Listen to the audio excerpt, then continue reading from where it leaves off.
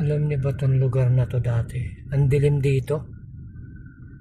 Pero mula na nagkaroon ng Pogo Company rito dyan sa Pearl Plaza, naging maliwanag na itong lugar na to. Dati sobrang dilim nito, ngayon ang daming restaurant ng Chinese, mga grocery. Nagkaroon na maraming trabaho yung mga tao dito. Ang ganda niyan.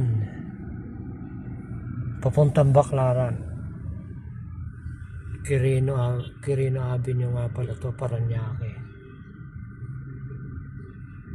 Kasi nadadaan ako dito dati pa nung nagtataksi ako. Ang dilim sa lugar na to. Ginagawa lang tong paradahan ng mga jeep saka mga bus.